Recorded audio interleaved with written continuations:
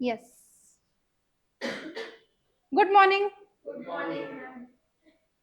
क्या हो गया भूमि?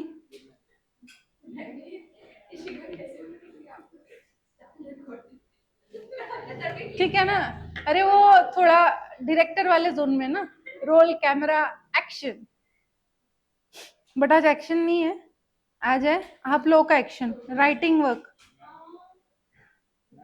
हाँ भैया, लगा लो लगा लो। चलो, no video, no video, no audio. हाँ, yes, physically present and mentally too. कोई है क्या मेंटली एब्सेंट? बता दो अभी। किसी को होना है अभी मेंटली एब्सेंट तो फिजिकली भी हो जाओ। परीक्षित है बाय डिफॉल्ट एब्सेंट। है मतलब है नहीं, एब्सेंट है, सो डोंट वरी। चलो, अपन ने अभी तक कॉस्टिंग की लाइफ में क्या क्या देखा? बहुत खराब हो आप बच्चे। दो ही चीज देखी अपन ने अभी तक कॉस्टिंग की लाइफ में। बेसिक कॉन्सेप्ट देखा सबसे पहले, पहला चैप्टर, फिर बाद में मटेरियल पूरा देखा। तो कॉस्ट जो पूरी फॉर्मेट देखा था बेसिक में अपन ने, उसमें से पहला चीज था डायरेक्ट मटेरियल, जो कि अपना हो गया चैप्टर 2। फिर उसमें सेकंड था डायरेक्ट एम्प्लॉय, डायरेक्ट लेबर या डायरेक्ट एम्प्लॉय, और उसके अलावा था डायरेक्ट एक्सपेंस। वो दोनों आपका चैप्टर नंबर 3 में हो गया। अभी चैप्टर नंबर 4 का नाम है ओवरहेड एब्जॉर्प्शन। अभी ये जो है, ये आपका क्या आएगा कॉस्ट शीट में? कहाँ पे जाएगा? Production overheads, factory overheads, admin overheads, selling distribution overheads. तो ये जितने भी ओवरहेड नाम से है वो सब यहाँ पे आ जाएंगे। अपन ने दो प्रकार की चीजें पढ़ी थी। क्या पढ़ी थी? दो दो प्रकार की चीजें। वेरिएबल और फिक्स्ड अपने काम का नहीं है मैडम अभी। ये अपन ने डे 1 पे पढ़े थे बेसिक के, याद आया कुछ? बोले सब चीजें किन 3 चीजों में डिवाइडेड होती है? मटेरियल, एम्प्लॉय और अदर्स। और उसके दो दो पार्ट होते हैं, डायरेक्ट और इनडायरेक्ट। तो अपन ने क्या क्या कवर किया है अभी तक? ये हो गया, ये हो गया, ये हो गया, ये 3 हो गए 2 चैप्टर्स में। अब ये जो है, ये 1 2 और 3, ये तीनों मिला के ये बनता है। तो ये अभी अपने को पढ़ना है, यानी 3 चीजों के लिए पहले आपने 2 चैप्टर्स पढ़े, अब ये तीनों मिला के एक चैप्टर है। तो ये चैप्टर दोनों के कंपैरिजन में बड़ा रहेगा। फर्स्ट थिंग ये क्लियर है।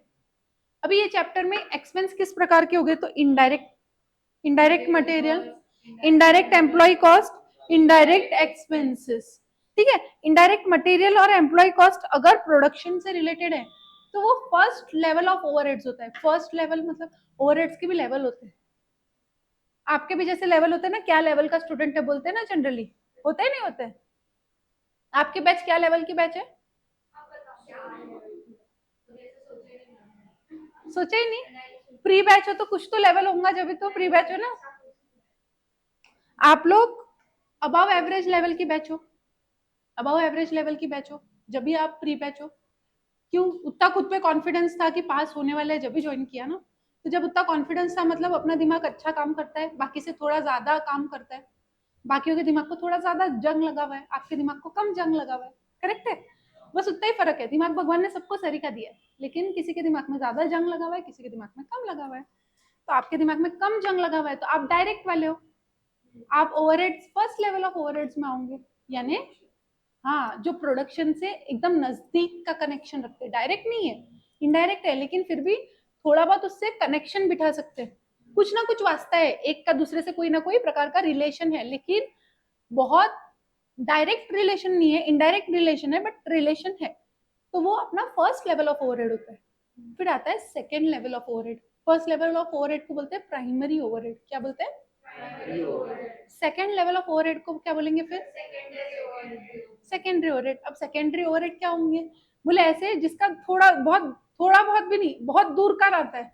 अपना कोई बहुत दूर का रिश्तेदार होता है, बस बोलने के लिए रिश्तेदार है काइंड ऑफ, वैसा वो ओवरहेड का नाता दूसरे ओवरहेड से है पर दूर का नाता है। ठीक है, वो खर्चे अपने डायरेक्टली प्रोडक्शन से रिश्ते नाते में नहीं रखते, बहुत दूर का रिश्ता है। लेकिन रिश्ता है, क्यों रिश्ता है? क्योंकि वो भी एक प्रकार का खर्चा है, उतना ही उसका रिश्ता है।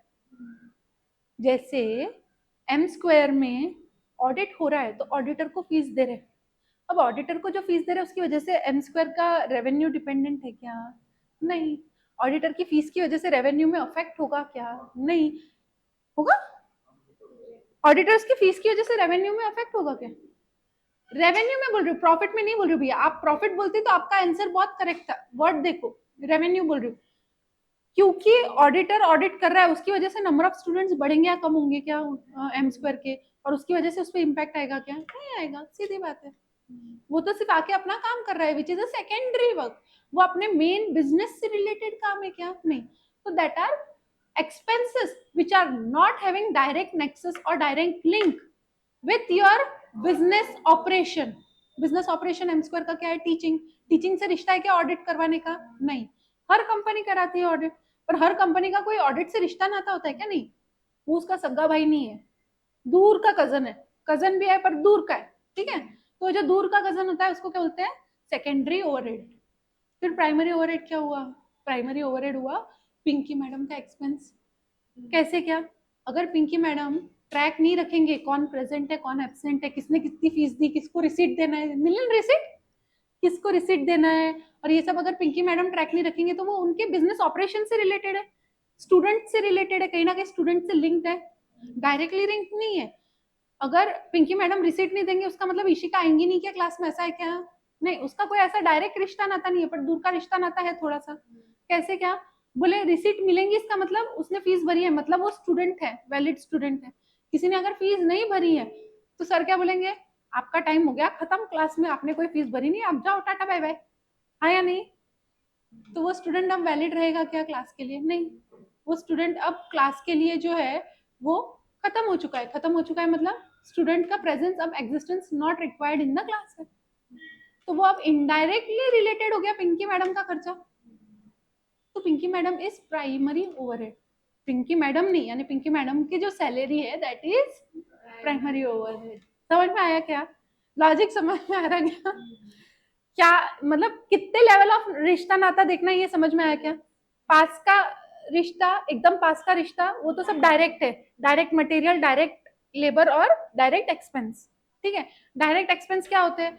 जो एक्सपेंस मटेरियल और लेबर के साथ साथ किए जाते हैं, डायरेक्ट एक्सपेंस। और वो डायरेक्ट एक्सपेंस का अपन ने स्पेसिफिक कोई क्वेश्चन नहीं देखा, वो अपन देखेंगे डायरेक्ट एक्सपेंस के क्वेश्चन, क्योंकि इनडायरेक्ट एक्सपेंस के साथ डायरेक्ट एक्सपेंस मिक्स करके देंगे, तब अपने को समझेगा छाटना कैसे, कौन डायरेक्ट में जाता, कौन इनडायरेक्ट में जाता, कौन दूर वाले इनडायरेक्ट में जाता, जिसका अपना कोई रिश्ता नाता दूर दूर तक नहीं बैठता है, थोड़ा बहुत दूर का रिश्ता नाता है, राइट। तब वो चीजें देखना पड़ेगा अपने को। तो सारा boil down to only one point होता है, क्या? खर्चे कोई भी प्रकार के हो, आना अपने कॉस्ट रिकॉर्ड्स में है। खर्चे कोई भी प्रकार के हो अपने कॉस्ट रिकॉर्ड्स में आना है, लेकिन किस फॉर्म में आना है दैट डिपेंड्स कि वो कितना नजदीक का खर्चा है, कितना दूर का खर्चा है, ठीक है। अगर वो डायरेक्ट नेक्सस रखता है या डायरेक्ट विसिनिटी में है विद द प्रोडक्शन, तो वो आपके डायरेक्ट एक्सपेंस हुए, हाँ या नहीं? नेक्सस क्या होता है? क्या आपको ऑडिट में वर्ड नहीं आया क्या? Having direct nexus with something, ऐसा कुछ? अरे भाई मेरे वो नहीं, मतलब डायरेक्ट रिश्ता नाता, डायरेक्ट रिलेशन। अब आपने डायरेक्ट रिलेशन इनवर्स रिलेशन पढ़ा होगा मैथमेटिक्स में, कभी तो भी बचपन में आता है। अभी आपने क्यूए में पढ़ा है कि नहीं पढ़ा है, उतनी मेरी भी मेमोरी शार्प नहीं है, मुझे याद नहीं है क्यूए में है या नहीं। हमने हमारे टाइम में क्यूए में जब पढ़ा था, जब होगा तो पता नहीं। हाँ था, हमारे टाइम पे क्यूए में हमारी फर्स्ट बैच थी जिसमें इंडिविजुअल पासिंग आ गया था क्यूए में। क्यूए में मुझे कितने थे, मुझे एक्सप्लिसिटली ऐसे एक भी सब्जेक्ट के मार्क्स याद नहीं है भैया, बस इतना पता है पास हो गए, सीए बन गए, खुशी मनाओ बस। नहीं, ऑनेस्टली स्पीकिंग, अब हमारे टाइम पे सीपीटी हुआ करती थी तो मुझे उतना कोई रिमेम्बरेंस नहीं है, बट मुझे इतना पता है मेरा क्यूए बेटर था लॉ से। बट मार्क्स पता नहीं किस में ज्यादा मिले होंगे, अकाउंट्स में आई प्रिज्यूम सबसे ज्यादा थे, अब मुझे ध्यान नहीं है टू बी स्पेसिफिक, बोल रही हूँ ना। अभी उतनी अच्छी मेमोरी रहती तो मैं बता देते थे क्यूए में था ये टॉपिक करके, पर मुझे याद नहीं है क्यूए में था कि नहीं। ओके, तो बेसिकली क्या रहता है? डायरेक्ट रिलेशन यानी डायरेक्ट नेक्सस, लिंक होना डायरेक्टली प्रोडक्शन से। आपके प्रोडक्शन यानी आपका बिजनेस ऑपरेशन से डायरेक्ट लिंक होना। प्रोडक्शन ही हर बार बिजनेस ऑपरेशन रहेगा क्या? नहीं। सर्विस इंडस्ट्री है तो सर्विस प्रोवाइड करना भी बिजनेस ऑपरेशन हो सकता है। ट्रेडिंग इंडस्ट्री है तो प्रोडक्शन तो रहेगा ही नहीं, सिर्फ trading is the business operation. तो बिजनेस का क्या ऑपरेशन है? बिजनेस का क्या ऑपरेशन है मतलब बिजनेस का मेन इंटेंशन क्या है? पैसा कमाना सबका इंटेंशन है, प्रॉफिट बनाना सबका इंटेंशन है, पर उसके लिए करने को प्राइमरी चीज क्या है? अगर तुम्हारे कोई दुकान है तो तुम्हारा प्राइमरी चीज क्या है?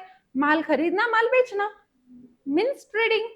तो बिजनेस ऑपरेशन क्या हो गया? Trading is the business operation for you. अगर कोई बड़ी कंपनी है, आपकी समझो दाल मिल है, तो आपको दाल मिल में बनवाना पड़ेगा, प्रोडक्शन रहेगा, तो production is the main business operation. अगर आपकी चार्टर्ड अकाउंटेंसी की फर्म है, आप कंसल्टेंसी सर्विस प्रोवाइड करते हो, तो आपका सर्विस देना is the primary business operation. समझ में आया क्या? सबका मेन मोटो यही होता है, पैसा कमाने का, पैसे बढ़ाने का, पर वो साइडलाइन रख के ये सोचने का बिजनेस क्या कर रहे हैं अपन, किस चीज का बिजनेस है, उस हिसाब से अपना बिजनेस ऑपरेशन क्या है। बाकी की चीजें सेकेंडरी होती है, मेन अपन क्या काम कर रहे हैं। जनरली बड़े लोग वर्ड यूज करते थे काम धंधा क्या चालू है, वो क्या होता है काम धंधा मतलब कौन सा कैटेगरी ऑफ बिजनेस कर रहे हो। समझ में आया? वो वो आपका बिजनेस ऑपरेशन रहेगा, और उससे डायरेक्ट रिश्ता जो जो खर्चे रखते हैं वो आपके डायरेक्ट एक्सपेंस होते हैं। और जो डायरेक्ट एक्सपेंस होते हैं वो या तो मटेरियल में बैठेंगे, या तो एम्प्लॉय कॉस्ट में बैठेंगे, या तो फिर डायरेक्ट एक्सपेंस में बैठेंगे। पर ये तीनों होने के बाद भी बहुत सारे ऐसे खर्चे रहते हैं जो बच जाते हैं, जो अभी तक अपन ने खर्चों के लिस्ट में चार्ज नहीं करे हैं। तो उसको कैसे चार्ज करेंगे खर्चों की लिस्ट में? तो बोले उसको कोई बेसिस पे चार्ज करते हैं, उसका नाम खाली ओवरहेड है, और उसको भी दो पार्ट में बांट दिया है, एक प्राइमरी और एक सेकेंडरी। प्राइमरी यानी वो जो डायरेक्ट रिश्ता नाता रखते हो, डायरेक्ट के बाद यानी डायरेक्ट आपका सगा भाई है, डायरेक्ट के बाद दूसरा आपका भाई यानी आपके चाचा ताऊ का बेटा, आप ही के घर में रहने वाला आपका भाई बहन, वो जो है उसका आपके सगे भाई बहन के बाद किसका आपके सिबलिंग्स में, आपके कजिन में सबसे ज्यादा हक आप पे किसका? तो बोले आपके घर में रहने वाले आपके भाई बहन का दूसरा हक है, राइट। तो आपके घर में कौन रह रहा है? इनडायरेक्ट एक्सपेंस रह रहे हैं। तो इनडायरेक्ट एक्सपेंस में कौन से? जो आपके बिजनेस ऑपरेशन से कोई ना कोई रिश्ता नाता रखते हो, यानी आपसे कोई ना कोई रिश्ता नाता रखते हो, आपके चाचा का बच्चा है, आपके ताऊ का बच्चा है, तो कोई ना कोई रिश्ता नाता है।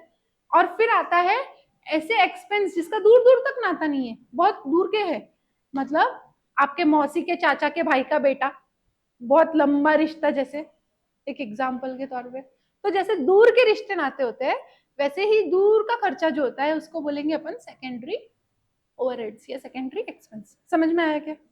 यहाँ तक के बैठी बातें दिमाग में? Very good. अभी थोड़ा बहुत लिख लेते हैं, भाषणबाजी बहुत हो गई।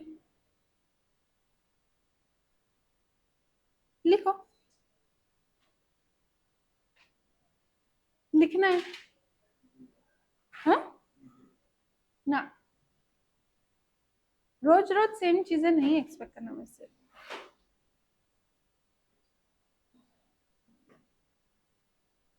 लिखना है। क्यों मैडम नोट्स नहीं लाए? Chapter number 4 overhead absorption costing method लिखा है मैंने हेडिंग में, दो दो अंडरलाइन भी करी है मैडम। वही है, वही है चैप्टर 4, वही है। और थोड़ा बहुत अलग भी अगर रहा तो भी वैसा बोल सकते हैं, कोई हरकत नहीं है। लाए नहीं? आपको एक चीज समझाई थी मैंने उस दिन, कैसे बुक्स को ऑर्गेनाइज करना है।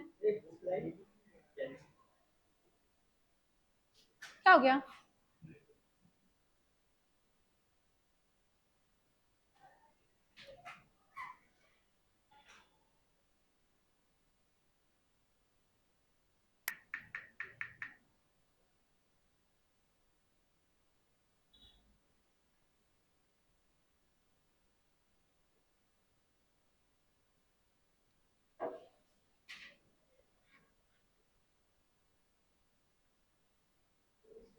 हो जाएगा फिर बोलना।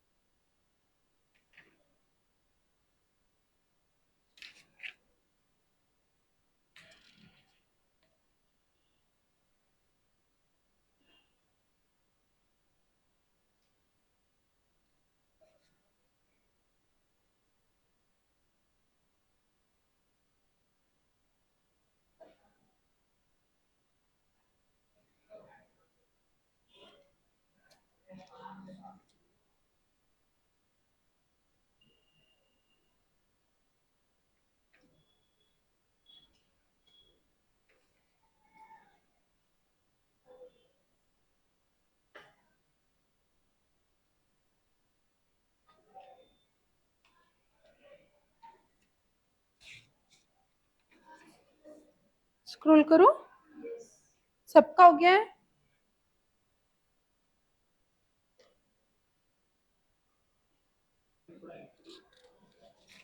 ऊपर का रह गया।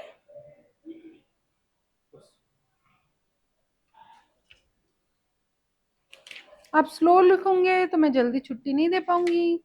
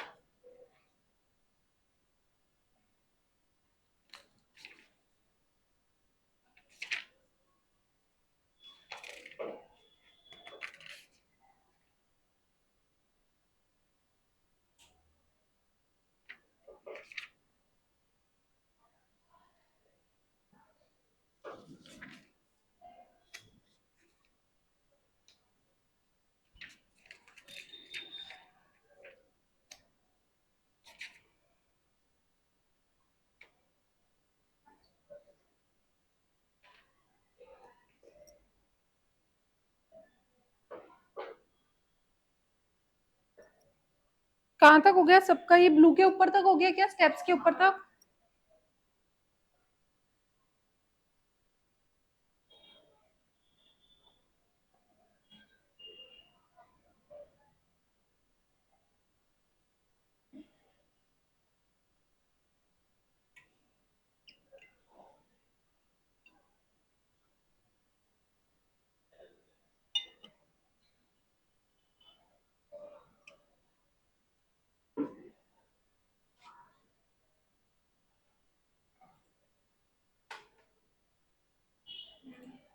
हाँ हाँ।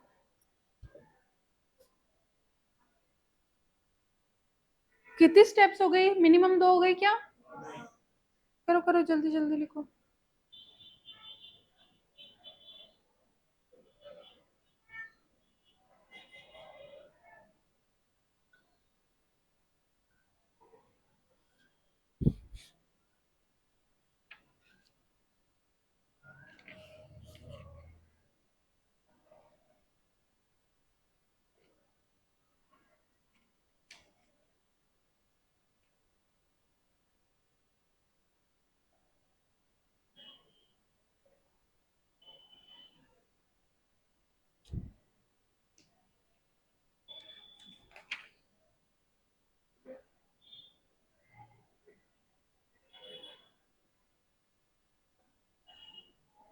स्टेप्स लिख के फिर रुक जाओ एक बार।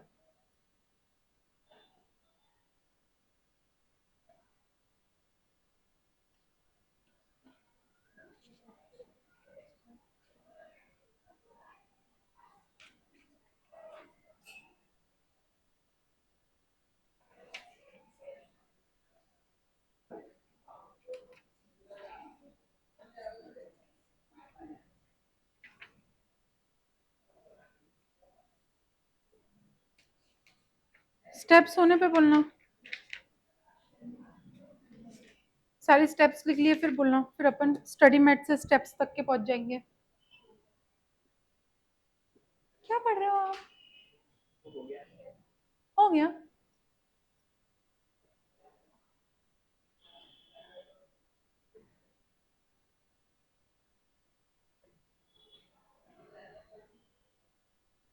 आपको मैंने जनरली डिक्टेट कम किया है, हमेशा ऐसे लिख के ही प्रोवाइड किया है ना।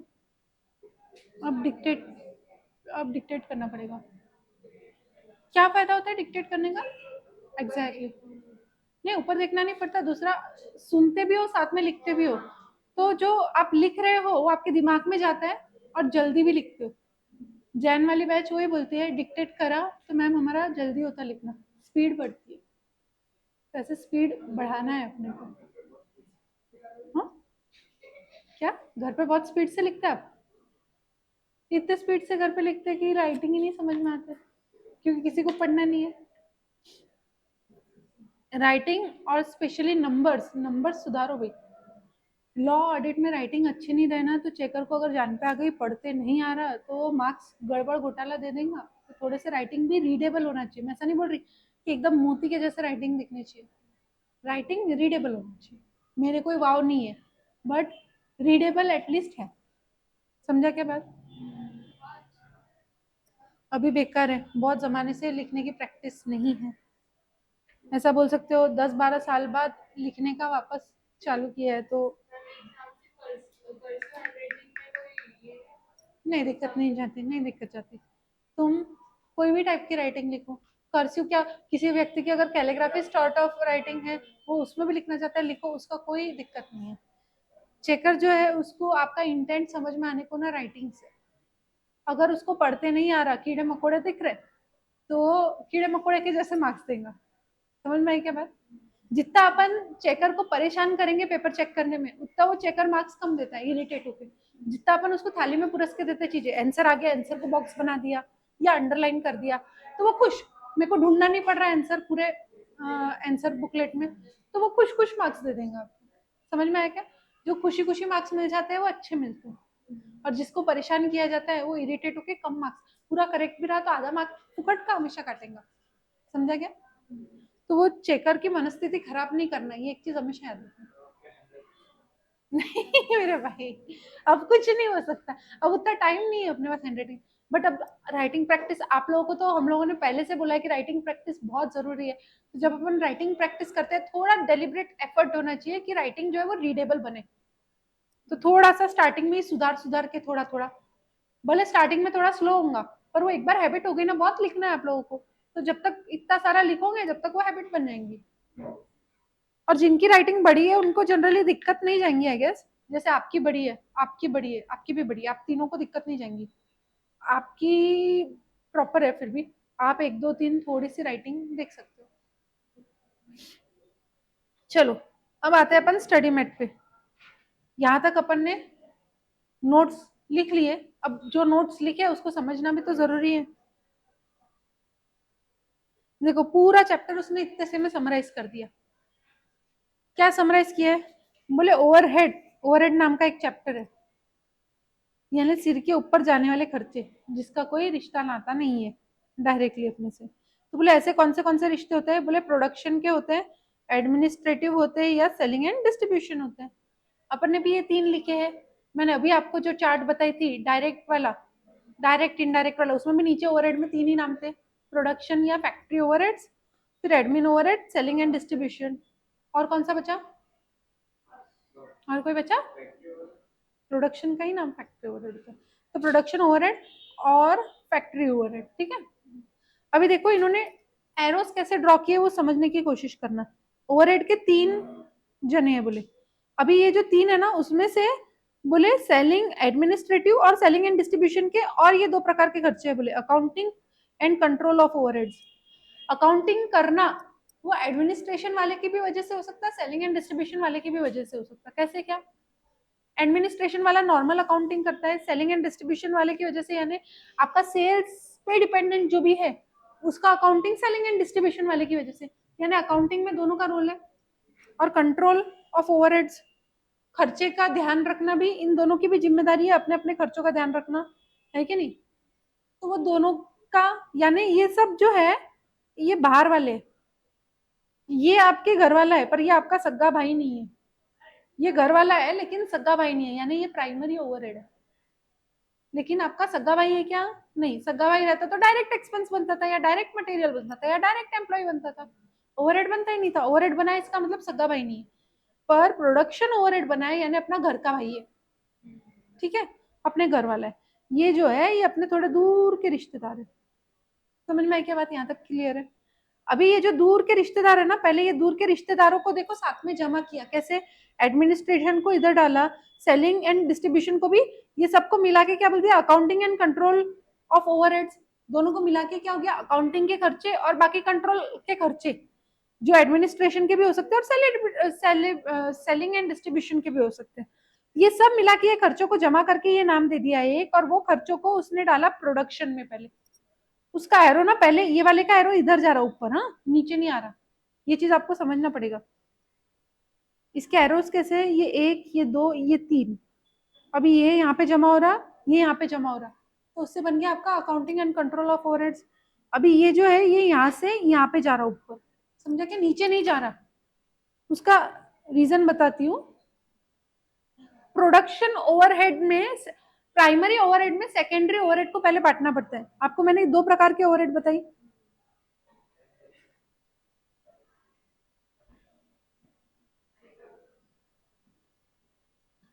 तो बोले जो सेकेंडरी में खर्चा है ना, उसको पहले कोई ना कोई तरीके से प्राइमरी में बांट दो। सेकेंडरी खर्चे को पहले कोई ना कोई तरीके से प्राइमरी ओवरहेड के खर्चों में बांट दो। फिर ये प्राइमरी ओवरहेड के खर्चे जो है उसको कोई ना कोई तरीके पे अपने प्रोडक्ट पे, जॉब पे, कोई ना कोई बेसिस पे चार्ज करो। समझा क्या? यानी सेकेंडरी का खर्चा 2 बार पास हो रहा है, एक बार सेकेंडरी से प्राइमरी में पास हो रहा है, दूसरी बार प्राइमरी से प्रोडक्शन या जॉब पे पास हो रहा है। समझ में आ रही क्या बात? ये चीज समझ में आई क्या सबको? तो वैसे ही ये डायग्राम समझाना चाह रही है। ये पूरे चैप्टर का समरी है। क्या समरी है? बोले ओवरहेड जो 2 प्रकार के होते हैं उसमें से सेकेंडरी ओवरहेड को 2 बार बांटा जाता है। कितनी बार बांटा जाता है? 2 बार। पहले कोई रैशनल तरीके से सेकेंडरी से प्राइमरी में बांटा जाएगा, फिर प्राइमरी में वो मिल गया, प्राइमरी में खुद का भी कुछ था और सेकेंडरी से भी कुछ आया। अब प्राइमरी कितना टोटल हो गया खुद का और सेकेंडरी का मिला के। अब जो बचा है प्राइमरी में वो बटेगा जॉब में या बिजनेस में या अलग अलग प्रोडक्ट्स में, कोई ना कोई रैशनल तरीके से। रैशनल तरीका में हर बार ऐसा क्यों वापर रही हूँ? हर एक प्रकार के ओवरहेड को बांटने का अलग अलग तरीका हो सकता है। ठीक है, समझ में आ रहा क्या? उसको मैं एग्जाम्पल पे भी और डिटेल में समझाऊंगी। अभी जैसे पिंकी मैडम का एक्सपेंस बोली मैंने, पिंकी मैडम कितने जनों का रिकॉर्ड रख रही है? अगर मैं बोलूं इंटर में प्री बैच में रख रही है ध्यान, तो इंटर में प्री बैच का कितने जनों का ध्यान रख रही है? 8 जनों का, 8 जनों की बैच है। वैसे ही वो पूरे इंटर का भी ध्यान रख रही है, तो उसको इंटर के रिगार्डिंग अगर कोई सैलरी मिल रही है तो उसमें से आपकी स्पेसिफिक बैच को कितना जाना चाहिए? 8 बाय जो भी टोटल नंबर ऑफ स्टूडेंट्स होगा वो। तो रैशनल तरीका बांटने का क्या किया मैंने? Number of students, number of students is the rational तरीका ऑफ डिस्ट्रीब्यूशन। अभी वैसे ही समझो ये एम स्क्वायर का प्रीमाइसिस जो है वो रेंट पे रहता, ना कि खुद का रहता। अगर रेंट पे रहता तो उनको क्लासरूम का रेंट लगता था। अभी वो पर स्टूडेंट के बेसिस पे क्लासरूम का रेंट डिवाइड करते थे क्या? वो स्क्वायर फीट के बेसिस पे करते थे या तो नंबर ऑफ बैचेस के बेसिस पे। एक बैच को एक क्लासरूम लगता है ऐसा सोच के, तो नंबर ऑफ बैचेस के बेसिस पे कर लेते थे। समझ में आया क्या? तो कोई ना कोई अलग अलग तरीका चाहिए। कुछ चीजें रहती है उसको अपन कैसे भी बांट नहीं सकते, जैसे वॉचमैन का खर्चा। अब वॉचमैन का खर्चा मैं बच्चों पे बांटू क्या? अब जरूरी नहीं है ना सब बच्चे गाड़ी लेके आ रहे या सब बच्चे का व्हीकल का ध्यान रखना ही है उनको, क्योंकि सब बच्चे गाड़ी, कोई बच्चे गाड़ी नहीं भी लेके आ रहे, कोई बच्चों को पिकअप एंड ड्रॉप कर रहे हैं फैमिली मेंबर्स, कर सकते हैं ना। छोटे बच्चे भी आते हैं ना यहाँ पे, छोटे बच्चे मतलब 5th स्टैंडर्ड एंड ऑल, तो अब वो लोगों को भी पेरेंट्स गाड़ी थोड़ी दे देंगे, पिकअप एंड ड्रॉप फैसिलिटी होंगी उनकी, तो फिर कैसे डिस्ट्रीब्यूट करेंगे उनके खर्चे? तो वो सेकेंडरी ओवरहेड है। पहले तो वो खर्चों को आपके यहाँ पे यहाँ पे बन गया सेकेंडरी ओवरहेड्स, उसको प्रोडक्शन ओवरहेड्स में कोई ना कोई तरीके से बांटो। एम स्क्वायर के खर्चों में, मेन खर्चों में लेके आओ कोई ना कोई रैशनल तरीके से।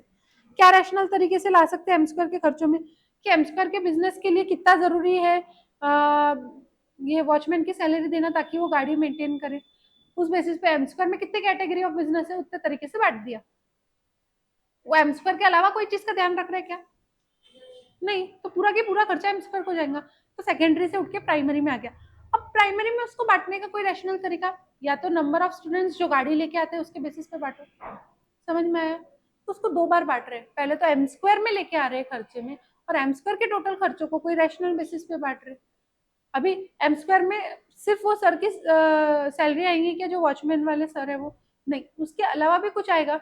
वाटर कैन एक्सपेंसेस, पानी के लिए खर्चा, तो वो भी तो डिपेंड करता है ना। कोई बच्चा कोई दिन पानी नहीं पिएगा, कोई बच्चा कोई दिन बहुत पानी पिएगा, तो अब वो किस कैसे डिस्ट्रीब्यूट करना? और सिर्फ बच्चे ही पी रहे क्या? फैकल्टीज भी पी रही, लेके आए ना आप पानी अभी फिर, और फैकल्टी रोज पी रही क्या? नहीं, कभी घर से भी लेके आ रही। तो वो सब डिपेंड करता है। व्हाट आई मीन टू से इज, कोई रैशनल बेसिस है कि उसका डिस्ट्रीब्यूट करने का? नहीं, तो कुछ ना कुछ बेसिस पे डिस्ट्रीब्यूट करेंगे कि भैया मैंने इंटर में, अगर मैंने इंटर का बिजनेस बंद कर दिया तो मेरे को कितनी कैन कम लगेंगी अंदाजन, उस हिसाब से वो खर्चा बांटेंगे। इंटर को इतनी कैन लगती है तो इंटर का इतनी कैन का खर्चा। हाँ, ये सब आपकी फीस में इंक्लूडेड होगा। मतलब अभी अपन पहले देख रहे हैं कॉस्ट कैसे कैसे जमाएंगे, और फिर देखेंगे आपकी फीस कितनी है, आपके अगेंस्ट खर्चे कितने लग रहे हैं, और बीच में बचेगा प्रॉफिट। ठीक है, तो ऐसे अपन पूरा कैलकुलेट करेंगे। वो पूरी कॉस्ट शीट बनती है। कॉस्ट शीट वैसे ही रहती है, लास्ट में आता है सेल्स, तो फिर आपको एकदम समझेगा मैंने तो इतनी फीस दी थी, इतने इतने खर्चे लग रहे हैं, अब कितना प्रॉफिट है, फिर एट द एंड ऑफ पूरा कॉस्टिंग आप निकाल पाओगे आपने जो फीस दी उसके अगेंस्ट कितना प्रॉफिट कमा रहे हैं। ठीक है, करेंगे ना, डेफिनेटली करेंगे, प्रोवाइडेड मुझे भी रैशनल डेटा प्रोवाइडेड किया गया है, because I am here a faculty not the management, तो मुझे पूरा डेटा है क्या अवेलेबल मेरे पास। हाँ क्या क्या निकलवा लेना, बट मुझे बताओ मैं सुप्रीम हूँ कि मयंक सर सुप्रीम है, मतलब किसके पास ऑथोरिटी ज्यादा है, ऑब्वियसली। तो मैं मयंक सर को ऑर्डर दे सकती क्या भैया दे डेटा, वो मुझे बोल सकते क्यों चाहिए डेटा। एग्जैक्टली समझा क्या। तो अपन एक अंदाजा लगाएंगे क्या क्या प्रकार के खर्चे लग रहे हैं, और at the end of the class अपन एक एस्टिमेशन लगा के देखेंगे। ठीक है, वो एस्टिमेशन कितना करेक्ट है कितना रॉन्ग है वो आप भी नहीं जानते मैं भी नहीं जानती, बट एक करके देखेंगे, फन एक्टिविटी। ठीक है, हो सकता है लॉस भी आ जाए, बोल नहीं सकते, क्योंकि स्टार्टिंग में बिजनेस में लॉस भी होता है। नहीं, स्टार्टिंग में कभी भी डिसाइड नहीं करते बिजनेस बंद करना है कि नहीं, लॉस भी आ रहा तो अपन देखते हैं फ्यूचर में भी लॉस होगा क्या, अपन वो फ्यूचर प्रोस्पेक्ट्स भी इमेजिन करते हैं। अगर अपना एग्जैक्टली फिक्स कॉस्ट रिकवर नहीं हो रहा है तो अपना तो डूबत खाता है, बंद कर दो, फिर वैसा डिसीजन लिया जाता है। और अगर वैसा डिसीजन लिया जाएगा तो वो अभी नहीं लिया जाएगा, आपके फाइनल पहुंचने के बाद ही लिया जाएगा, तो चिंता मत करो। ठीक है, क्लियर है। अभी जब सारे खर्चे मिला के प्रोडक्शन ओवरहेड में जाते हैं, फिर प्रोडक्शन ओवरहेड से डिस्ट्रीब्यूशन ऑफ ओवरहेड होता है, यानी ओवरहेड प्रोडक्शन ओवरहेड को कोई ना कोई बेसिस पे डिस्ट्रीब्यूट किया जाता है।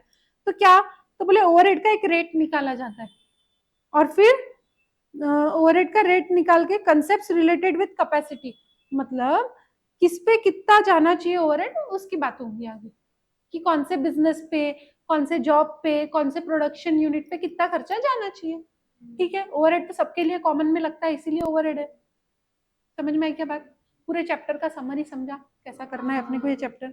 अभी इसमें ना दो प्रकार के रहेंगे ओवरहेड, एक तो वेरिएबल ओवरहेड और एक फिक्स्ड ओवरहेड। पहली चीज तो ओवरहेड को OH से डिनोट किया जाता है। ठीक है, variable overhead and fixed overhead. Variable overhead का तो एक रेट निकाल सकते हैं, फिक्स्ड ओवरहेड, वेरिएबल ओवरहेड का रेट निकल जाएगा, फिक्स्ड ओवरहेड का रेट हर बार वेरी करेगा। क्यों, वेरिएबल ओवरहेड यूनिट्स पे वेरी हो सकता है, जैसे पिंकी मैडम की सैलरी, पिंकी मैडम को इंटर के स्टूडेंट्स को मैनेज करने की कितनी सैलरी मिल रही, अगर बच्चे कम है तो सर उनसे निगोशिएट करके सैलरी कम कर सकते हैं, यानी उनका पर बच्चे के हिसाब से सैलरी डिपेंडेंट हो सकता है। लेकिन वो ही वॉचमैन भैया की सैलरी डिपेंडेंट होगी क्या, नहीं, उनको तो फिक्स ही देना पड़ेगा, उनको तो संडेज को भी इरिस्पेक्टिव ऑफ बच्चे आ रहे नहीं आ रहे देना ही पड़ेगा। समझ में आ रही क्या बात, तो वो फिक्स्ड ओवरहेड में जाएगा। तो अभी मैंने आपको याद होगा तो मैंने जब वेरिएबल और फिक्स पढ़ाया था, जब मैंने आपको एक चीज बोला था, variable varies per unit and fixed overhead is allocated और रिकवर्ड और एब्जॉर्ब पर। अभी मैंने जब आपको दो वर्ड बोले थे,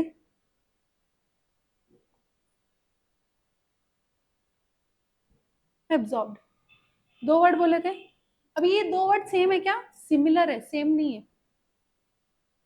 कैसे क्या, लार्ज और बिग सेम मीनिंग होता क्या, लार्ज और बिग नहीं, लार्ज यानी क्या, बिग यानी सेम मीनिंग नहीं होता, सिमिलर है, सिमिलर है सेम नहीं है। ह्यूज और लार्ज सेम होता क्या, ह्यूज और बिग सेम होता क्या, ये एग्जैक्टली वो सेम नहीं है, वो सब सिमिलर है। समझ में आ रहा क्या, हाँ? वो कौन क्या रहता, वो कोई इंग्लिश की फैकल्टी को पकड़ के पूछो क्या क्या रहता, मुझे मत पूछो, या तो तुम AI को पूछो किसमें क्या डिफरेंस है लार्ज बिग और ये सब, अभी नहीं, बाद में कभी कर लेना ये टाइम पास। अभी अलोकेटेड और एब्सॉर्ब में भी फर्क होता है, कोई चीज अलोकेट करी जा रही है यानी उसको बांटी जा रही है, जैसे I brought 7 chocolates today and I will allocate each one of you 1 chocolate, right? I had brought 5 kgs of mango and distributed to you all. You all absorbed that 5 kgs of mango. फर्क कैसे समझ में आ रहा, allocated मैंने एक एक को बांटा, इंडिविजुअली एक एक को मैं अगर कोई चीज बांट सकती हूँ तो वो अलोकेट करना बोलते हैं। और एब्जॉर्ब जब मैं किसी को कोई बेसिस पे बांट नहीं सकती हूँ तो वो क्या होगा, आप लोग आपस में सलट लो क्या करना है, वो एब्जॉर्ब हुआ। समझ में आया क्या दोनों में डिफरेंस? सो बेसिकली जनरली क्या बोला जाता है, जो वेरिएबल ओवरहेड होते हैं ना वो अलोकेट करे जाते हैं, क्योंकि उसके पास पर यूनिट का रेट है, पर यूनिट का रेट है या पर आवर का रेट है, कोई ना कोई रेट आएगा वेरिएबल ओवरहेड। डायरेक्ट नहीं होंगे, इनडायरेक्ट है। मैंने एग्जांपल में डायरेक्ट बताया है, अब आपको समझेगा आगे पढ़ोगे जब। इनडायरेक्ट खर्चे जैसे पिंकी मैडम की सैलरी, पिंकी मैडम की सैलरी अगर तुम्हारी क्लास में समझो बॉयज नहीं है, सिर्फ तुम लोग ही हो, तो सर क्या बोलेंगे कि भाई हमारे पास बच्चे कम है, आपको इंटर को मैनेज करने को कम चार्जेस लग रहे हैं, मतलब कम टाइम लग रहा, आपकी मेहनत कम जा रही है, तो आपको हम कम सैलरी देंगे। तो उनकी सैलरी स्टूडेंट पे डिपेंडेंट हो सकती है, हो सकती है। पर वो पिंकी मैडम की सैलरी का डायरेक्ट एकदम डायरेक्ट कोई रिश्ता है क्या इंटर की बैच से? नहीं, वो उसके एडमिन काम के लिए, लेकिन वो रिलेटेड है। तो वो प्रोडक्शन के रिगार्डिंग ओवरहेड्स हो गया, सर्विस प्रोवाइड करने के लिए वो ओवरहेड हो गया, तो वो सर्विस ओवरहेड, जैसे प्रोडक्शन ओवरहेड, सर्विस को सर्विस ओवरहेड बोलेंगे, तो वो सर्विस ओवरहेड का पार्ट हो गया।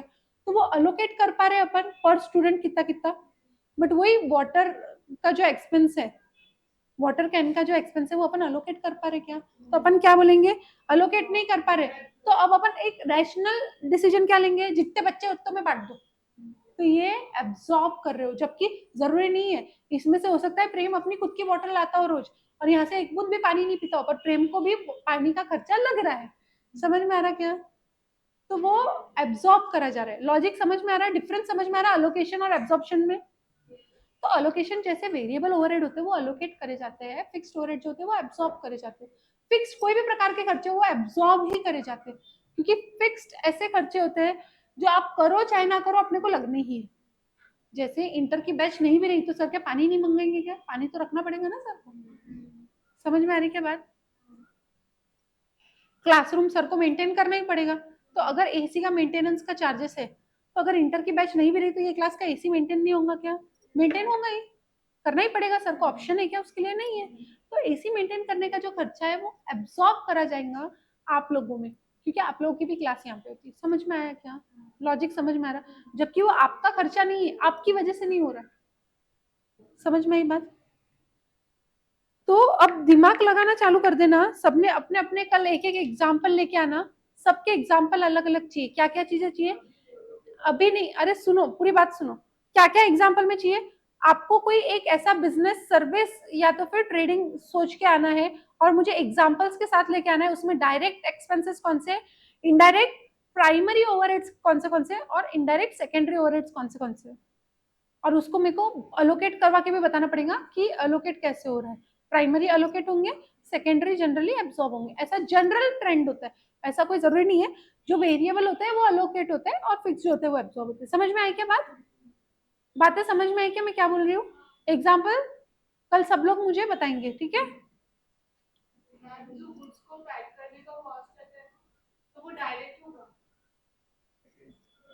कौन सी पैकेजिंग है? प्राइमरी पैकेजिंग कब अपन लेते हैं, किसके ऊपर आता है? उसके बाद क्या आता है? उसके उसके बाद क्या आता है? प्रोडक्शन ओवरहेड आता है। कॉस्ट शीट लर्न है आपको? कहाँ पे फॉल होता है? कहाँ पे फॉल होता है?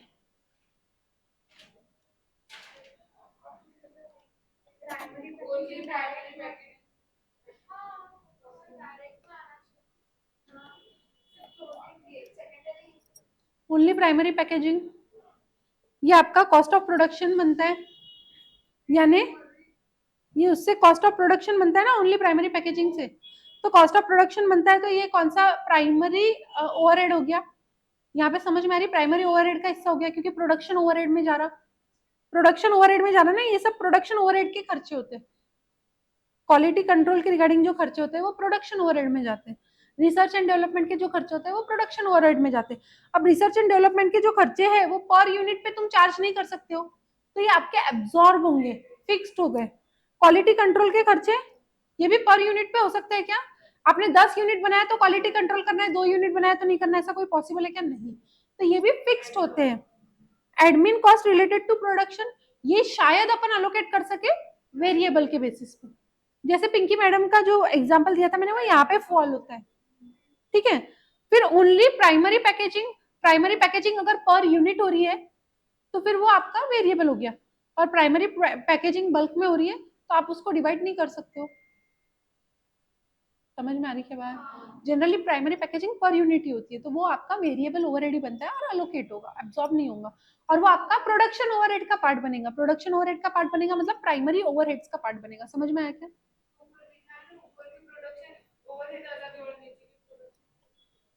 नीचे कहाँ है प्रोडक्शन ओवरहेड, ऊपर कहाँ है? ये जो है ये बोल रहे हो ना? हाँ मैडम, ये जो है ना आपके प्रोडक्शन ओवरहेड, ये आपके नॉर्मल प्रोडक्शन ओवरहेड हो गए, ये जो आपके सेकेंडरी हो गए, बट ये सब भी आपके प्रोडक्शन के कॉस्ट बनते हैं। प्रोडक्शन ओवरहेड भी दो प्रकार के बनेंगे आपके, डायरेक्ट और इनडायरेक्ट। तो डायरेक्ट प्रोडक्शन ओवरहेड कौन से हो गए? वो सीधे सीधे जो आपके प्रोडक्शन में लग जा रहे। इनडायरेक्ट प्रोडक्शन ओवरहेड ये सब जो काम कर रहे हो उसके अगेंस्ट जो खर्चा लग रहा है वो भी आपका ओवरहेड कॉस्ट ही है, और ये आपके प्रोडक्शन के लिए ही लग रहा है, लेकिन उसका कोई डायरेक्ट रिलेशन नहीं है प्रोडक्शन से। अगर आप प्राइमरी पैकेजिंग नहीं करोगे तो आप प्रोडक्ट सेल नहीं कर सकते हो क्या?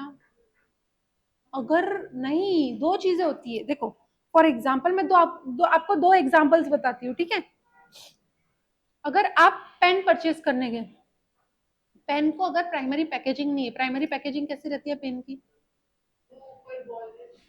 नहीं नहीं, वो प्राइमरी पैकेजिंग नहीं, वो पैकेजिंग का पार्ट ही नहीं है। पेन पूरी जो रेडी होके आती है वो एक प्रोडक्ट है, उसमें कोई भी पैकेजिंग का एलिमेंट नहीं है। समझ रहे हो क्या अभी तक? उसमें पैकेजिंग क्या होती है? हाँ, वो या तो प्लास्टिक वाले पैकेट में आती है या तो बॉक्स में आती है, वो जो रहता है वो उसका प्राइमरी और सेकेंडरी पैकेजिंग दोनों भी होता है, उसमें कोई सेकेंडरी पैकेजिंग नहीं होता है। तो अब ये जो प्राइमरी पैकेजिंग है वो नेसेसरी है क्या? उसके बिना भी बिक सकती है ना पेन। तुमको 5-5 पेन का एक पैकेट देना जरूरी है क्या? नहीं। 50 पेन का एक डब्बा बना के दो, फिर भी कोई फर्क पड़ रहा है क्या? कस्टमर जो है वो एक पेन भी खरीद सकता है। समझ में आ रही है क्या बात? पर वही अगर एग्जांपल अपन चॉकलेट का ले, से फॉर एग्जांपल किटकैट। हाँ,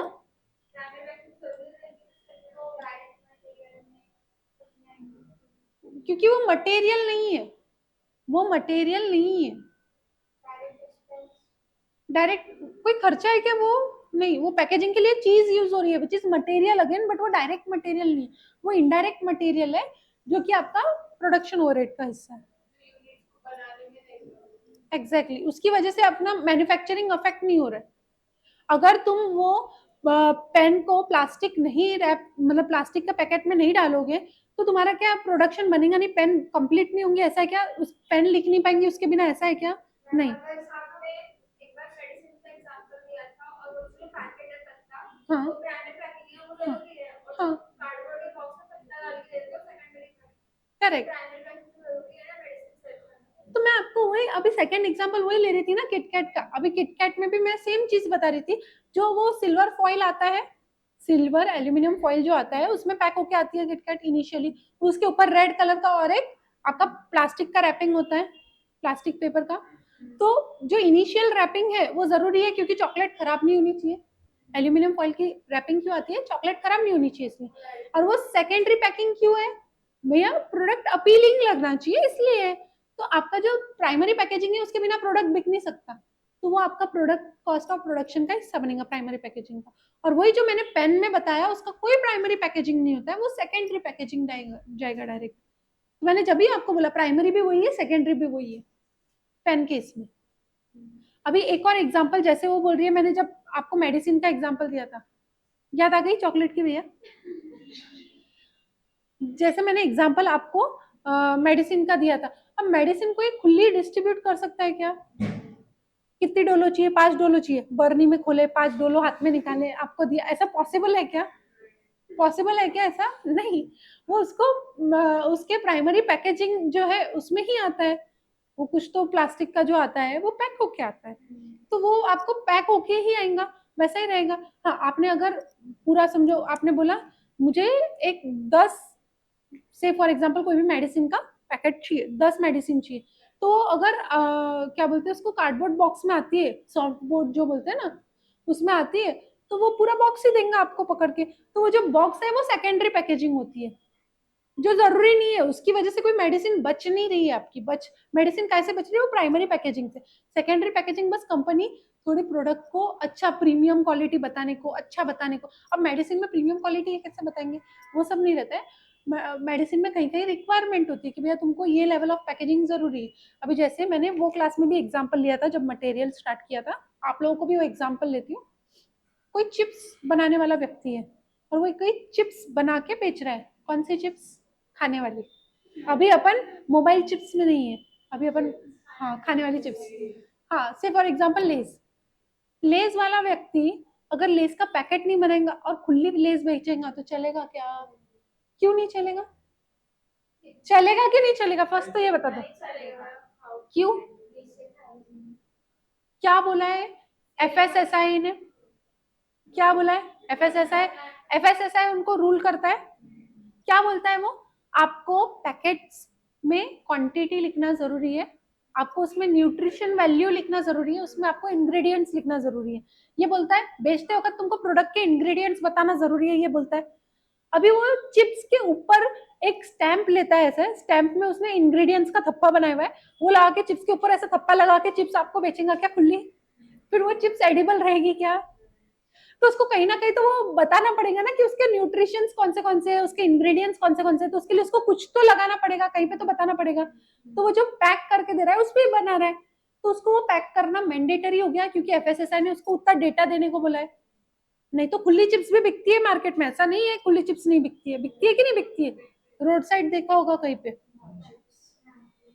और यहाँ पे भी देखा होगा, कोई गायगा गया होगा तो ऑन द वे बहुत बार मिलती है। तो वो जो होता है वो एक्चुअली अलाउड नहीं है, वो जो मिलता है वो एक्चुअली अलाउड नहीं है, क्योंकि फूड इंडस्ट्री क्या बोलती है? फूड इंडस्ट्री का लॉ कौन गवर्न करता है? तो क्या बोलता है वो? भैया तुम कोई भी प्रोडक्ट बेच रहे हो तो पहले तो तुम उसके इंग्रेडिएंट्स बताओ। और वो जो खुली चिप्स बेच रहा है वो आपको बता रहा है कौन से तेल में तल के बनाया उसने, कितने दिन पुरानी है। इनको लिखना जरूरी होता है कितने दिन पुरानी है, कितने दिन में एक्सपायर हो जाएंगी, यानी उसका प्रोडक्ट कितने दिन में सब स्टैंडर्ड क्वालिटी का बन जाएगा। अब कुछ कुछ चीजें एक्सपायर नहीं होती पर वो सब स्टैंडर्ड क्वालिटी की हो जाती है। बिस्लेरी, बस बिस्लेरी में भी लिखा रहता है। बिस्लेरी क्यों सब स्टैंडर्ड क्वालिटी की हो जाती है? क्योंकि वो प्लास्टिक बॉटल में है, अगर वो प्रॉपर एनवायरमेंट में नहीं रहा तो उसमें प्लास्टिक जो है ना उसके हाँ जो भी रहता है वो मिक्स हो जाते हैं पानी में और उसकी वजह से पानी अडल्ट्रेट हो जाता है। समझ में आया क्या? तो ये सब चीजें उसके लिए जरूरी है। अब बिस्लेरी वाले को पानी के लिए बोतल बनाना जरूरी था कि पानी भी बेच सकता था कोरा, कोई हाथ में लेके जाता था क्या पानी? भैया 1 लीटर पानी दो तो एक थैला लिया, उसमें 1 लीटर पानी भरा, वेट किया, बांधा और दे दिया। ऐसा कोई पॉसिबल था क्या? उसके लिए उसको वो बॉटल का जो पैकेजिंग है वो प्राइमरी पैकेजिंग है, समझा क्या? और वो बॉटल पे वो जो लेबल लग के आता है ना वो ग्रीन कलर का सर्कुलर लेबल, वो भी जरूरी है क्योंकि उसमें लिखा रहता है सब डिटेल्स। समझ में आया क्या? लेकिन अगर कोई जना गया बिस्लेरी की बोतल लेने, उसको एक, बातें हो गई होंगी तो आगे का केस सुनो। हाँ, अगर बिस्लेरी की कोई बॉटल लेने गया और उसको 12 बॉटल चाहिए तो वो या तो एक कार्डबोर्ड बॉक्स में देता है बिस्लेरी की 12 बॉटल, या तो आजकल वो प्लास्टिक में आता है, वो जो प्लास्टिक आउटर प्लास्टिक वो जो होता है 12 बॉटल को इंटैक्ट रखने वाला, वो सेकेंडरी पैकेजिंग है, वो प्राइमरी पैकेजिंग नहीं है। एक एक बॉटल भी बिक सकती है, तुम एक एक बॉटल करके भी 12 बॉटल बेच सकते हो, बट तुम कन्वीनियंस ऑफ ट्रांसपोर्टेशन और वो सब चीजों के लिए या तो तुम बॉक्स में दे रहे हो या तो फिर तुम वो वैसी पैकेजिंग करके दे रहे हो, तो that is secondary packaging. Secondary packaging जो होती है वो आपकी जनरली डायरेक्ट एक्सपेंस होती है क्या? नहीं। वो आपका कॉस्ट ऑफ प्रोडक्शन होता है क्या? नहीं।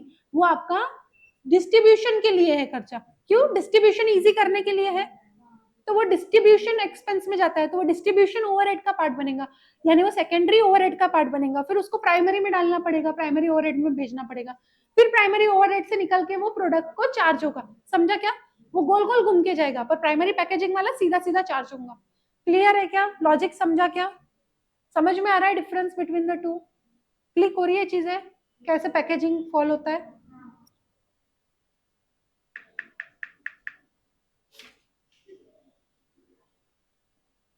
कल से साउंड ऑफ कर दूंगी, डोंट वरी, साउंड ऑफ कर दूंगी। अभी टाइप किया तो आप लोगों को डिस्टर्ब हो गया ना। देखो ओवरहेड का क्लासिफिकेशन अलग अलग तरीके से, फंक्शन के बेसिस पे तो बोले मैन्युफैक्चरिंग प्रोडक्शन के जो या फैक्ट्री के जो ओवरहेड्स होते हैं वो फैक्ट्री ओवरहेड, प्रोडक्शन ओवरहेड या मैन्युफैक्चरिंग ओवरहेड्स। फिर ऑफिस या एडमिनिस्ट्रेटिव ओवरहेड्स, एडमिनिस्ट्रेशन के ओवरहेड्स या ऑफिस ओवरहेड्स। और फिर सेलिंग एंड डिस्ट्रीब्यूशन ओवरहेड्स। अपन ने ये 3 कैटेगरी तो पढ़े थे पहले फंक्शन के बेसिस पे।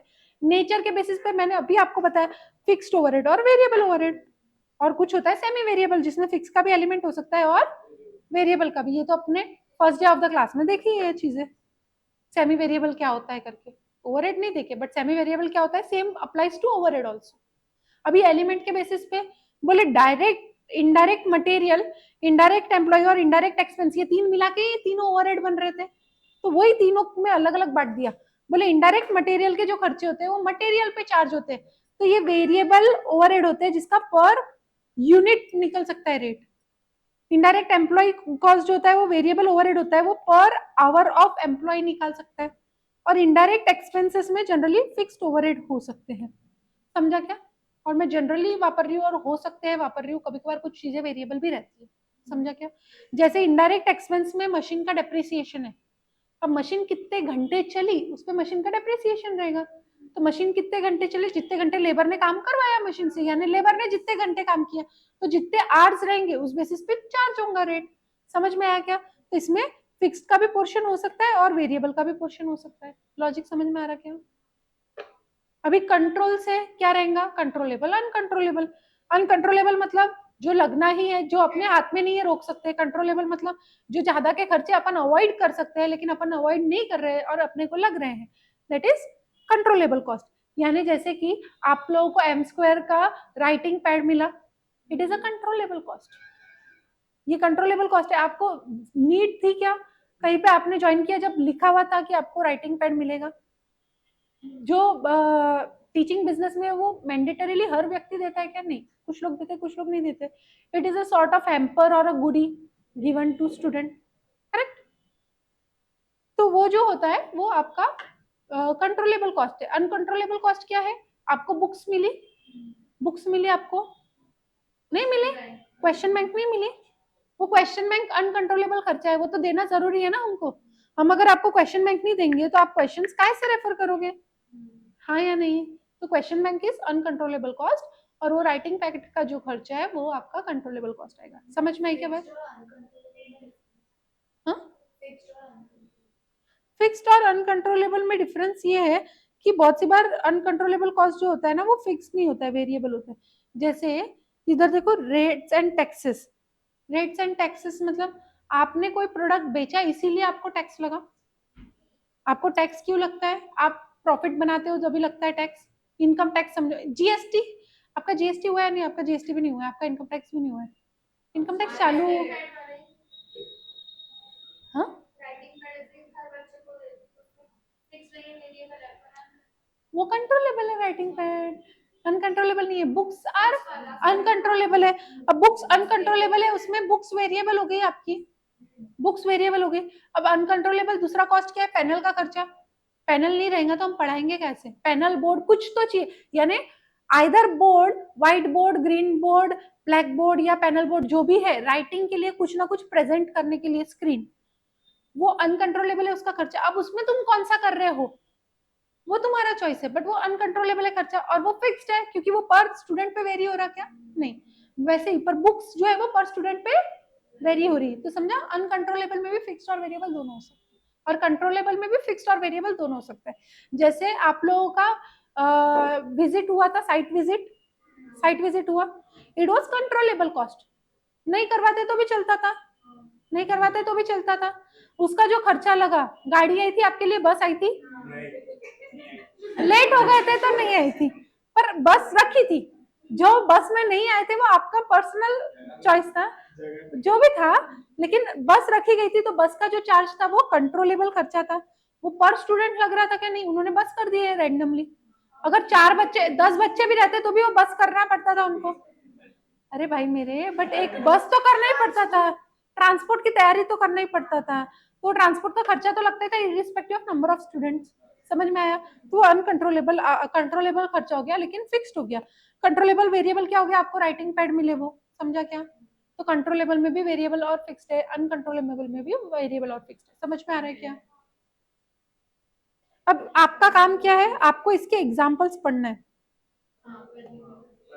डिस्क्रिप्शन पढ़ोगे नहीं पढ़ोगे चलेगा, एग्जाम्पल्स याद से पढ़ना है, क्योंकि क्वेश्चन में एग्जाम्पल्स यूज करे होंगे कि डिस्क्रिप्शन यूज किया होगा, तो आपको क्लिक होगा। जब आप एग्जाम्पल्स पढ़ोगे आपको ज्यादा क्लिक होगा। एग्जाम्पल्स पढ़ के आने के बाद क्या है, एग्जाम्पल्स पे आपके डाउट आ जाने चाहिए। तो आपका होमवर्क नंबर 1 मैंने बोल दिया है, एक एक एग्जाम्पल खुद से लेके आने वाला। अब सेकेंड होमवर्क है ये, आपको ये एग्जाम्पल पूरा पढ़ के आना है क्लासिफिकेशन का, सारे। यहाँ तक के क्लियर है, सब चीजें सॉर्टेड है? नहीं ठीक है, नहीं मैं पढ़ा रही हूँ आगे। आप लोग ने कैसे सोच लिया अभी मैं छोड़ रही हूँ? अभी तो आपकी क्लास को होने को बहुत टाइम है। जल्दी बोला था, पर मैंने इतना भी जल्दी नहीं बोला था। वो देखते हैं ना अपन, जैसे मेरा टॉपिक कंप्लीट हो गया मैं छोड़ दूंगी, ये आपने लिख चुके हो, इसको मेरे को समझाने दो। क्या है ये? Steps for distribution of overheads. Overheads को कैसे बांटोगे? तो बोले पहले तो एस्टिमेट करो ओवरहेड है क्या, कितने, bye standing orders, through budget process. अभी मैंने यही लिखवाया है क्या आपको? नहीं। क्यों नहीं लिखवाया ये? क्योंकि उसकी लैंग्वेज समझ में आ रही है क्या आपको? नहीं।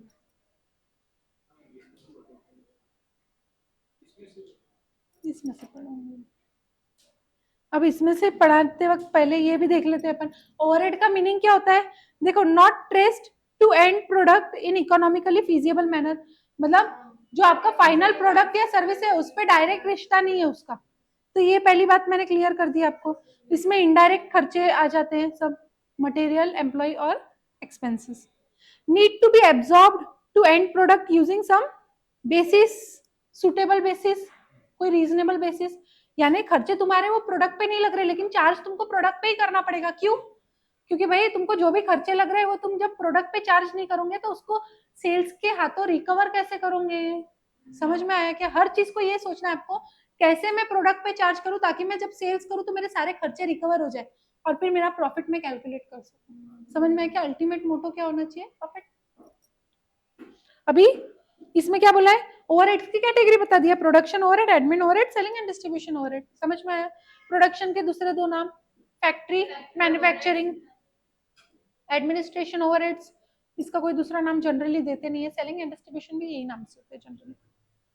बोले ओवरहेड को एब्जॉर्ब कैसे करेंगे, उसके स्टेप्स दिए, 4 स्टेप्स है।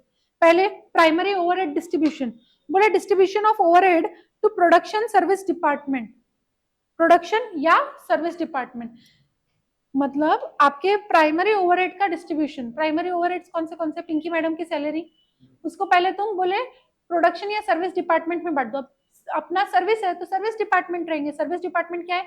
5th से लेके 10th स्टैंडर्ड, 11th से लेके फाउंडेशन और फिर इंटरमीडिएट, ये अभी सर्विस डिपार्टमेंट है। क्यों? क्योंकि अलग अलग कैटेगरी ऑफ सर्विस दे रहे हैं हम अलग अलग डिपार्टमेंट को। 5th से 10th वालों को सबको सिमिलर सर्विस मिलेगी, 11th 12th फाउंडेशन का सिमिलर नेचर ऑफ सर्विस रहेगा, इंटर वालों का थोड़ा अलग नेचर ऑफ सर्विस रहेगा, तो उनको सेग्रीगेट कर दिया नेचर ऑफ सर्विस के बेसिस पे।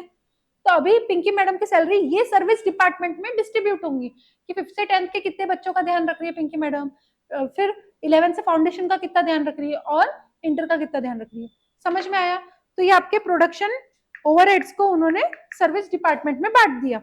फिर अब सेकेंड स्टेप क्या बोल रहा है, सेकेंडरी ओवरहेड का डिस्ट्रीब्यूशन। तो बोले redistribution of service department expenses including direct cost to production department. इसका मतलब क्या होता है, redistribution of service department expenses. इसका मतलब होगा आपका जो खर्चा है सेकेंडरी ओवरहेड का खर्चा, उसको पहले डिस्ट्रीब्यूट करोगे आप प्रोडक्शन ओवरहेड्स पे, प्रोडक्शन ओवरहेड्स पे। यानी अभी जैसे वाटर कैन का, वाटर कैन में कोई बेसिस पे अपन ट्रैक कर सकते क्या? बाय डिफॉल्ट नहीं ट्रैक कर सकते। तो उन्होंने बोला 5th to 10th कितनी बैचेस है कैलकुलेट करो, 11th से फाउंडेशन कितनी बैचेस है कैलकुलेट करो और इंटर की कितनी बैचेस है कैलकुलेट करो। पानी कितना लग रहा है वो देखो, उसको डिवाइड करो टोटल नंबर ऑफ बैचेस से और हर एक डिपार्टमेंट को कितनी कितनी बैचेस है उसमें डिस्ट्रीब्यूट कर दो। समझा खर्चा? पहले तो ये बांट दिया, तो इंटर को खर्चा बढ़ गया। अब इंटर से आपकी बैच को कितना खर्चा जाना चाहिए, तो बोले इंटर में कितनी बैच है उसमें से आपकी बैच में कितने बच्चे, इंटर में पूरी बैच में इतने बच्चे, उसमें से आपकी बैच अगर छोटी है तो आपकी बैच को कम चार्ज होना चाहिए। समझ में आया क्या? उस बेसिस पे तो उसको रीडिस्ट्रीब्यूट किया गया। समझ में आ रहा लॉजिक क्या बोलना चाह रही हूँ मैं?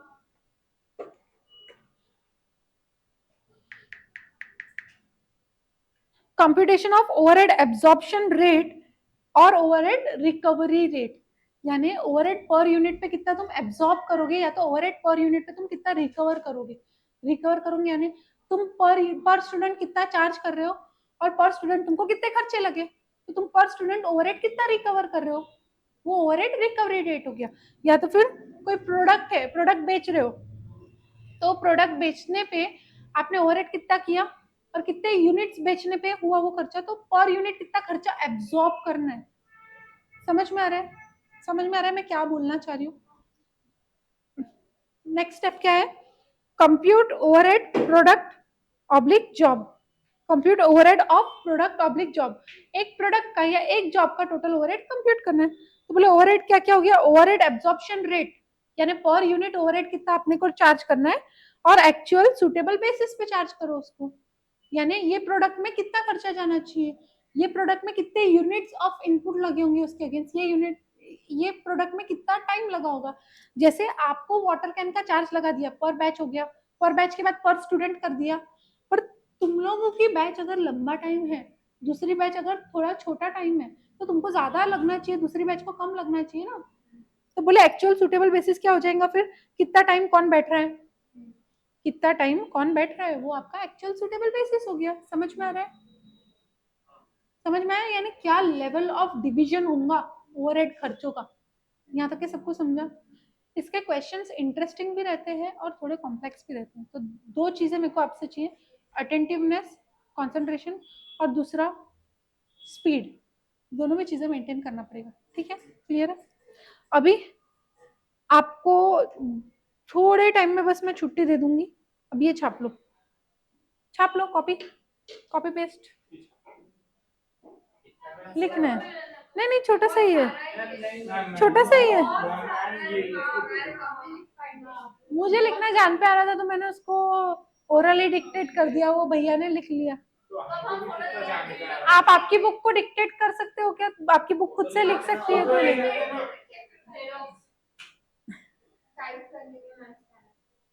नहीं नहीं, अभी आपकी नोट्स में लिखना है, अभी लिखना है बाद में लिखना है, एज यू विश। फोटो तो लेना नहीं पड़ेगा, वीडियो ही निकालना पड़ेगा।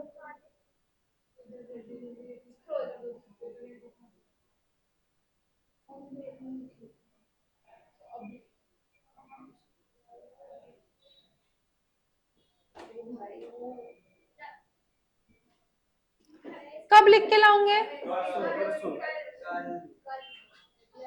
परसों तक रुका कोई व्यक्ति तो फिर वो चैप्टर के लिए रुक ही जाना, फिर बैठना पोस्ट की बैच के साथ वो चैप्टर के लिए, क्योंकि इसमें एक दिन भी मिस किया यानी आपने एक टॉपिक मिस कर दिया। ठीक है, ये एक चैप्टर ऐसा है जहाँ पे आपको कंसंट्रेशन पूरा रखना पड़ेगा बाकी सब चैप्टर के कंपैरिजन में। ये चैप्टर बहुत लोग बहुत हद तक छोड़ के जाते हैं क्योंकि पल्ले ही नहीं पड़ता है। One of the toughest chapter of the whole book, ये एक चीज हमेशा याद रखो। पर अपने को ये चैप्टर को टफ समझ के नहीं करना है, अपने को ये चैप्टर को इंटरेस्टिंग और इजी समझ के करना है। पर ये कब इंटरेस्टिंग और इजी होगा, जब आप लोग मुझे सपोर्ट करोगे और मैं फैंसी फनी एग्जाम्पल्स लेके आऊंगी तो आप लोगों को क्लिक ज्यादा होंगे। क्लियर है क्या, ठीक है। और वो एग्जाम्पल्स कहाँ से आएंगे, कल आप लोग मुझे बताओगे उसमें से कुछ कुछ आएंगे ना एग्जाम्पल्स। मेरे पास भी लिमिटेड आइडिया ऑफ एग्जाम्पल्स है, शायद आपका ब्रेन मेरे से ज्यादा काम करो। भाई दिमाग लगाओ ना, तुम्हारे आसपास में इतनी सारी चीजें होती है लाइफ में, कुछ भी छोटा मोटा सोच लेना। आप हॉस्टल में रहते हो, आप हॉस्टल का एग्जांपल ले सकते हो, आप टिफिन वाले का एग्जांपल ले सकते हो, कुछ भी करो भैया, एग्जांपल कितने सारे हो सकते हैं। टेस्ट की पढ़ाई करना है, टेस्ट का एग्जांपल ले लो, सब्जेक्ट टेस्ट के सब्जेक्ट का एग्जांपल ले लो। टेस्ट की पढ़ाई करना is not my job to help you. किसकी टेस्ट है, मेरी है नहीं, फिर मेरे पीछे मत पड़ो। मेरी टेस्ट रही, जब मेरे पीछे पढ़ोगे तो मैं मान भी लूंगी। मेरा सब्जेक्ट नहीं है तो I am not the concern party. जिसको बोलना चाहिए उसको बोलते नहीं और जिसको नहीं बोलना चाहिए उसके पीछे पड़ते हो। पढ़ाना तो एम स्क्वायर का ही है मैम, मैं काम करती हूँ ना। नहीं तो भैया सब्जेक्ट मैं पढ़ा रही हूँ।